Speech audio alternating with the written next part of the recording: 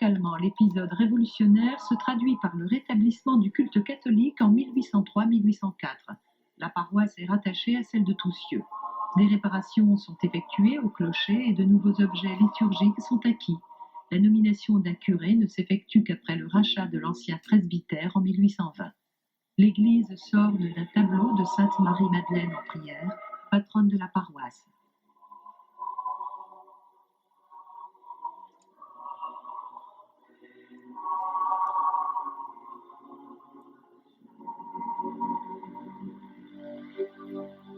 La montée de l'individualisme agraire s'oppose aux habitants les plus pauvres désirant conserver les droits d'usage de libre pâturage. Pour améliorer le rendement des terres, les propriétaires exploitants dominant la municipalité luttent contre les anciennes pratiques en édictant une réglementation rurale protégeant les propriétés. Il est interdit d'arracher de l'herbe et de pénétrer dans les champs après les semences. La récolte du raisin est réglementée d'année en année par un banc de vendange afin d'interdire tout chapardage. Un garde champêtre est recruté pour préserver les récoltes menacées par un pâturage abusif. La primauté des propriétaires s'incarne localement dans une garde nationale, force armée regroupant tous les citoyens de 20 à 60 ans payant un impôt foncier. Cette milice citoyenne, créée en 1790, est destinée à garantir l'ordre social. L'encadrement est élu. Elle disparaîtra définitivement en 1871.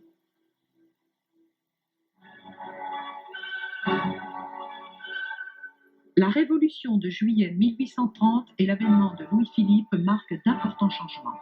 Un premier instituteur apparaît et la commune, en application de la loi Guizot, prend en charge l'enseignement primaire avec l'allocation d'un bâtiment, l'achat de matériel scolaire et le coût de 15 élèves indigents.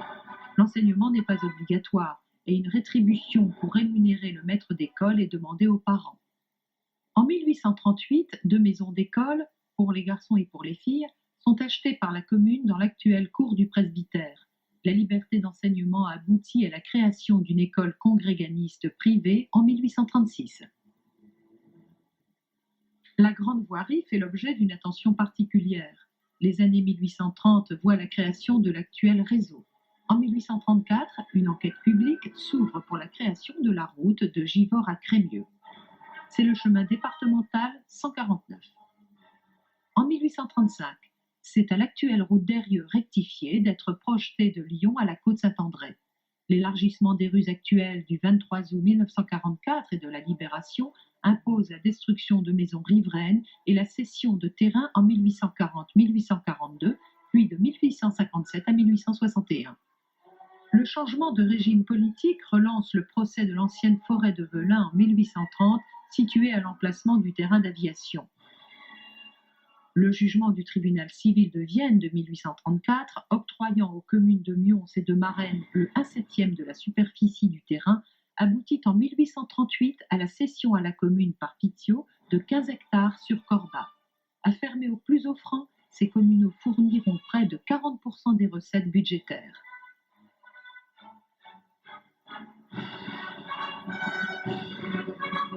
Un autre acquis de cette période est l'élaboration en 1832 de ce que l'on appelle le cadastre napoléonien. Un relevé général des terres a été nécessaire et ce travail d'envergure a été exploité jusqu'à la refonte de 1938. Ce relevé s'accompagne d'un atlas cadastral constituant le plus ancien plan de la commune. L'habitat miolan apparaît groupé en une douzaine de quartiers avec quelques maisons éparses. Les lieux-dits témoignent de l'histoire rurale de la localité. Les brosses ont été pendant longtemps des lieux couverts de broussailles. Les crozes concernent un fossé d'écoulement des eaux pluviales. La luminaire rappelle la terre louée sous l'Ancien Régime par la communauté d'habitants pour entretenir la lampe de l'autel de l'église paroissiale. Les meurières sont un lieu planté du mûrier. Châtanet provient de l'ancienne forêt de châtaigniers. Le Second Empire voit les premiers travaux d'urbanisme avec la création du centre-ville actuel. La petite place située au sud de l'église est agrandie par le transfert en 1850 du cimetière accolé à l'église sur un terrain acheté aux étagères avec prolongement du chemin d'accès. Des locaux d'école insalubres, insuffisants et menaçant ruine provoque la construction d'une école-mairie en 1859-1861 sur un projet de Quenin, architecte à Vienne. 2 salles de classe occupent le rez-de-chaussée. L'étage abrite les logements de fonction des instituteurs et la salle du conseil municipal. Le bâtiment prend place à côté de l'église paroissiale à la suite d'un échange de terrain entre la commune et la paroisse. Les 2/3 du coût de construction sont financés par emprunt sur les impôts locaux. L'accord conclu entraîne des difficultés entre la commune et l'église. L'évêque de Grenoble s'oppose à l'utilisation du puits du presbytère par les écoles et dénonce les travaux entrepris légalement à l'église. De son côté, le conseil municipal se plaint du curé Revol et demande son remplacement. Sa présence ici est un grand malheur pour la commune. Par ses insultes dans l'église, il détruit la religion et éloigne les habitants de Lyons des pratiques religieuses. En 1867, un deuxième agrandissement de la place publique est décidé avec l'achat de 2 masures vouées à la démolition pour l'aménagement d'un lieu vaste et bien approprié. Sur cet espace réaménagé et agrandi, le maire Geoffrey propose la création de 2 foires en 1851. La première s'établira le 18 novembre, la seconde est instaurée le 18 février en 1893.